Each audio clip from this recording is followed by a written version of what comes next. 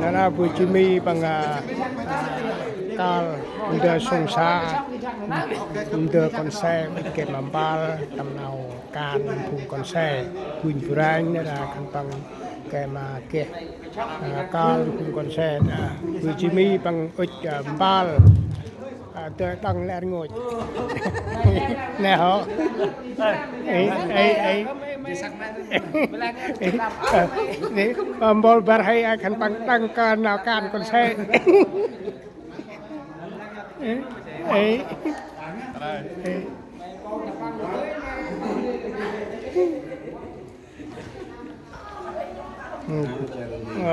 vùng con xe kran để sung sa penap sung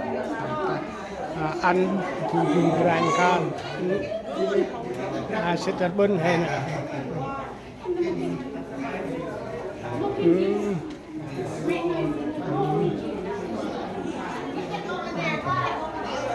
grab grab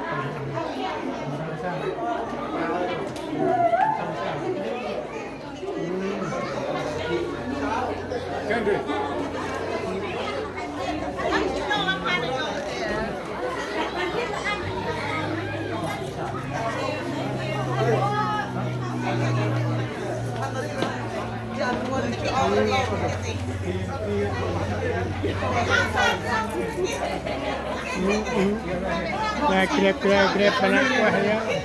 ada vùng con xe thì tách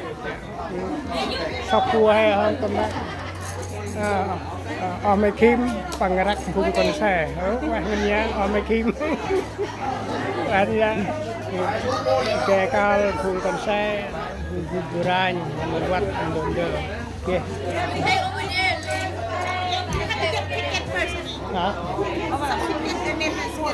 baru untuk gitu don dia kempang kau tay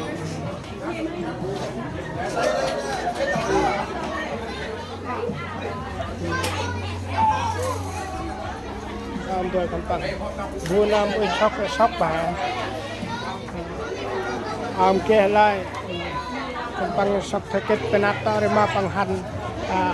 teng kuning sao chị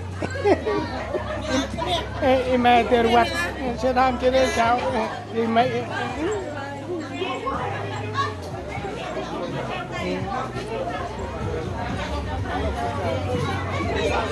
bên này một vài rập cơ nhà mà tầm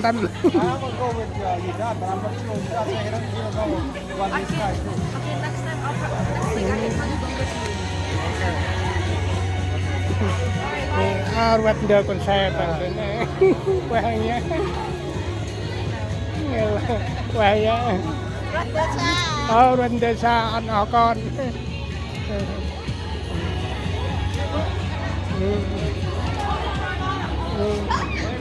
đó mình sau khám bơi xuống muộn quay nhé mình thêm ê bà kia cái sóc chôn gar pai một cặp chôn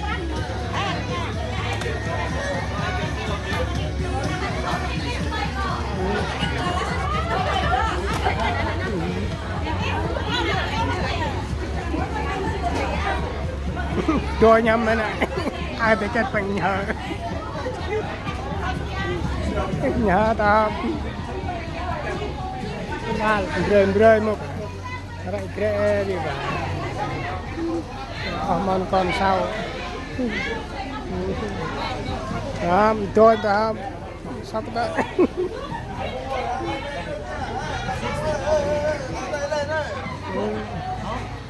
bà món con sau tận tục kul praklarel là ngân mà hả là món con sau hả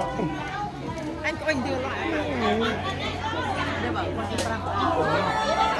ô ba tóc ba uy ba tầm tóc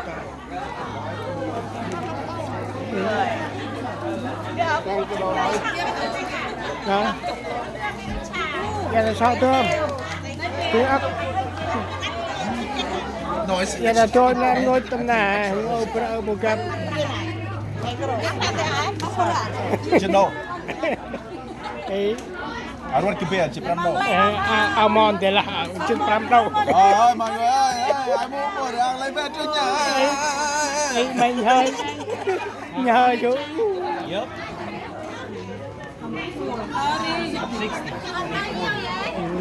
Mama malah 100 no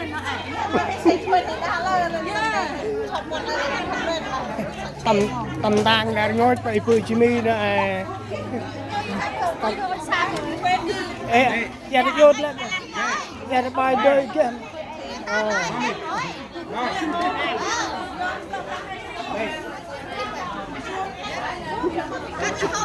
Nam Mèo Huyền trôi hợp nào mà chú một tôi tập prep quay chơi chung nó ăn ăn mày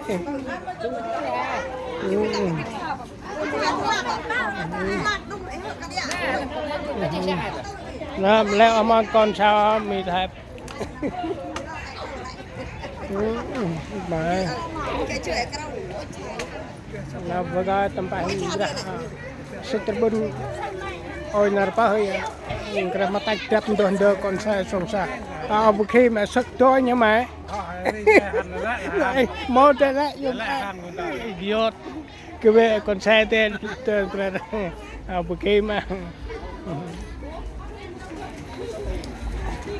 cái đâu là lại Biar pantai untuk songsa kemarin bapak.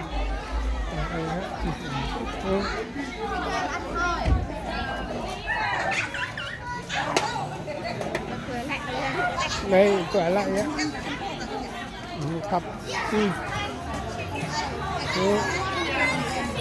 Nó vừa chỉ mi nó mà leo con xe. Chỉ mi làm lại quăng đâm mà cứ chỉ là lau rồi bự quăng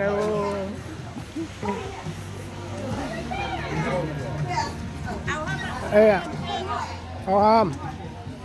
rồi hay là sẽ thọ rất đỡ sông xa